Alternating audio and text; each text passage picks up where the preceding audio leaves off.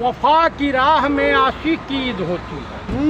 खुशी मनाओ है मेरे हिंदुस्तान वालों, भारत देश की अर्थव्यवस्था शहीद होती है।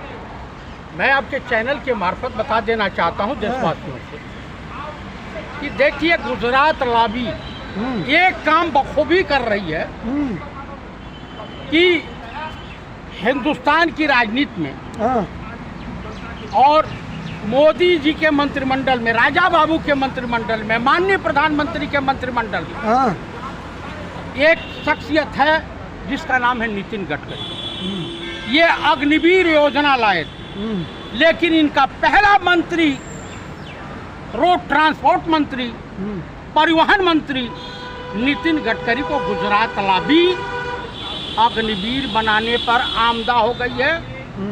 एकदम सुनियोजित चक्रव्यूह रच दिया। कहना क्या चाहते हो? 18 करोड़ में 1 किलोमीटर रोड बनी है। कैग की रिपोर्ट है, मेरी नहीं। मुर्मू साहब जो हैं 1985 बैच के IAS अफसर हैं, गुजरात कैडर के हैं, उड़ीसा के रहने वाले हैं।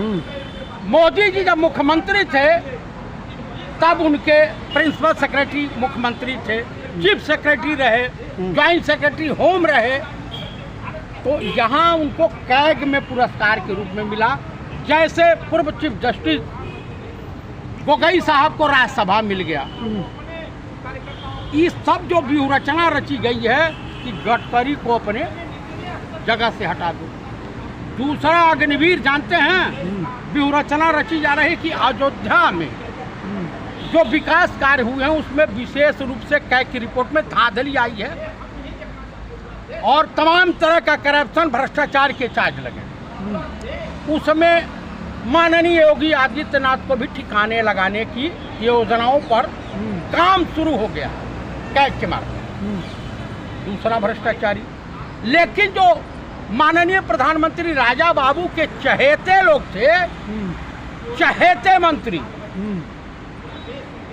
उनके वहाँ कैग ने कुछ नहीं किया कि कितना विज्ञापन हुआ, किस विभाग, रेलवे को छोड़ दिया, गोयल को छोड़ दिया और तमाम वित्त मंत्री को छोड़ दिया, महिला विकास और बाल विकास मंत्री को छोड़ दिया, जो अपने बेबाक चरित्र के लिए जानी जाती हैं। मतलब आप ये कहना चाहते हो कि जो कैग की रिपोर्ट है वो निष्पक्ष नहीं?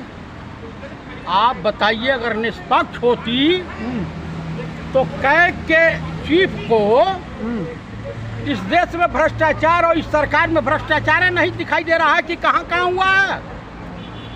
उनको नहीं दिखाई दे रहा है। ये नहीं साफ जाहिर हो रहा है कि चाटुकारिता का रिकॉर्ड तोड़ रहे हैं, वो नौकरी कर रहे हैं, अपने परिवार का भरण पोषण कर रहे हैं, अपना उल्लू सीधा कर रहे हैं। ये आपको विनोद राय माफी मांगे थे कि नहीं? विनोद राय हाफ कक्षाधारी पूरे दुनिया के सामने, कोर्ट के सामने माफी पंडित राहुल गांधी और डॉक्टर मनमोहन सिंह जी से मांगे थे कि नहीं? तो यही एक ब्राह्मण मिला था कि तुम इसको बलि का बकरा चाह दो। या बताइए, वित्त मंत्रालय में नहीं हुआ है भ्रष्टाचार, रेलवे में भ्रष्टाचार नहीं हुआ है और नहीं हुआ है। ये प्रतिद्वंदी हैं, जो व्यक्ति काम कर रहा था वही मिल गया है तुम्हें। तो मोदी जी ने तो खुद कहा है कि भ्रष्टाचार, परिवारवाद और तुष्टिकरण की राजनीति नहीं होगी। ये तो खुद बोला लाल किले से। अच्छा, ये बताइए, अनुराग ठाकुर संघर्ष करके आए हैं का? अगर वो प्रेम कुमार धूमल के बेटे नहीं होते तो आज मंत्री होते। राजनाथ सिंह के बेटे पंकज सिंह, और उसके बाद देखिए गोयल साहब के पिताजी भी भाजपाई थे।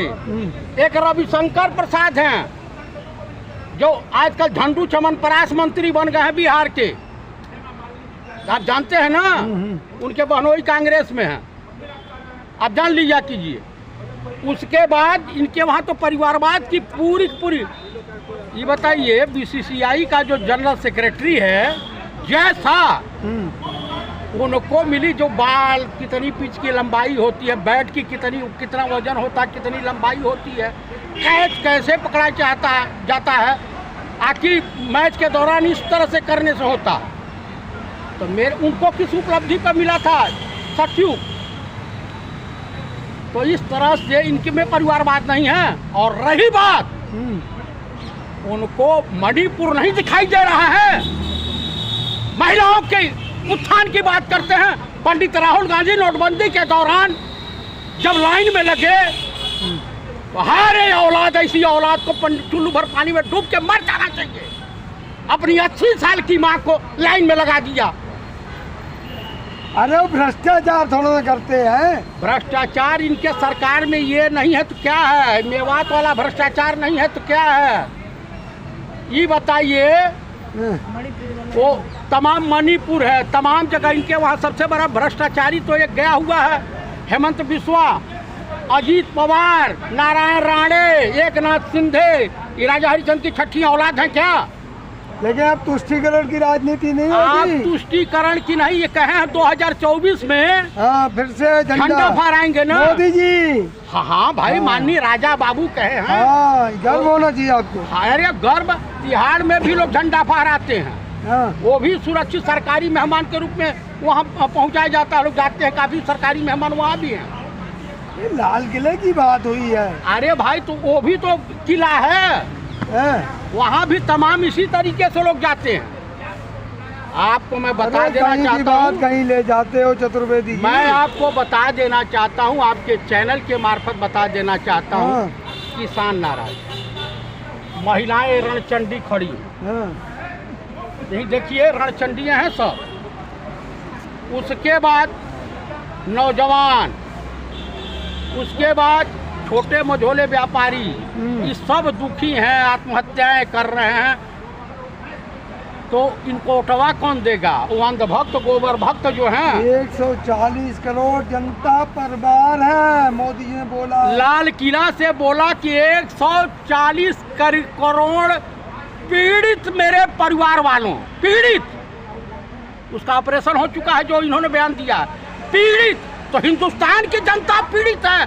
सरस्वती इसके जीप पे बैठ गई है राजा बाबू के। अरे जबान फिसल जाती है दो। अरे भाई, देश के ऐसे प्रधानमंत्री हैं, आप जानते हैं, देश के माननीय प्रधानमंत्री राजस्थान की रैली में जाते हैं तो इस तरह से करते हैं। उनके एक मंत्री, मुख्यमंत्री इस तरह से करते हैं पब्लिक मीटिंग में। उनके महान वैज्ञानिक मंत्री के बेटे बीसीसीआई के सचिव हैं और मैच के दौरान इस तरह से करते हैं। उसके बाद हमारे प्रधानमंत्री जी इस तरह से करते हैं।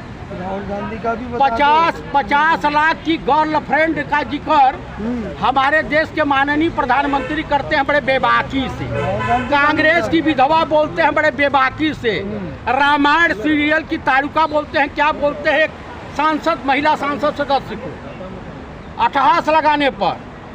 तो ये जान लीजिए, हमारे देश के जब प्रधानमंत्री इतने बड़े विद्वान हैं, इतने बुद्धिमान हैं, और ड्रेस तो ऐसा बदलते हैं कि हमने भैया किसी पिक्चर में कैटरीना कैफ को उसका ड्रेस बदलते हुए नहीं देखा ना, वो भी शर्मा गई। तो क्या फटी धोती में रहे? अरे भैया, एक दिन का देश के माननीय प्रधानमंत्री का खर्चा 1 घंटे का 10 लाख रुपया आता है। आप पंडित नेहरू से तुलना करोगे, पंडित नेहरू का इतिहास देख लीजिए। 1857 में पहला अगर कोई शहीद हुआ था तो गंगाधर नेहरू, जो यहाँ दिल्ली के कोतवाल थे, जहाँ लोटियन जोन में है ना, सब उनकी थी। पहला बागी थे 1857 में, जिन्हें गोली लगी है, बाद में मर गए। मोतीलाल नेहरू, बेटा नैनी जेल में बंद, बेटी किसी और जेल में बंद, पत्नी किसी और जेल में बंद, दामाद किसी और जेल में बंद, बाप किसी और जेल में बंद। पंडित नेहरू की तुलना करोगे, पंडित नेहरू ब्रह्मा की सृष्टि में ईश्वर की विशेष कृपा से बिरले पैदा होते हैं। पंडित नेहरू से तुलना करने वाले आप बताइए, पंडित राहुल गांधी से तुलना करोगे? आज अमेरिकी संसद प्रतिनिधिमंडल आया भारत सरकार के विशेष आमंत्रण पर स्वतंत्रता दिवस पे, और जानते हैं क्या कह रहा है? कि हमें पंडित राहुल गांधी से अकेले में बात करनी है, अर्थव्यवस्था पे बात करनी है, समाज में कैसे समानता लाई जाए उस पे बात करनी है। भारत सरकार के हाथ पैर फूल गए हैं, विदेश मंत्रालय को सोचे समझे नहीं आ रहा कि हम करे तो करे क्या। तीसरी अर्थव्यवस्था बना दे मोदी जी। हाँ, अब इसके बाद कच्छे पे ही आना है, आपको भी हमको भी। अब यही रह गया दिन देखना, ठीक है। मतलब मोदी जी का विकास नहीं दिखाई देता। हाँ, विकास दिखाई दे रहा है, दरभंगा में एम्स दिखाई दे रहा है। हाँ। और दूरई है कौन जगह, साउथ इंडिया में भी एम्स, एक MP थे उसी क्षेत्र में।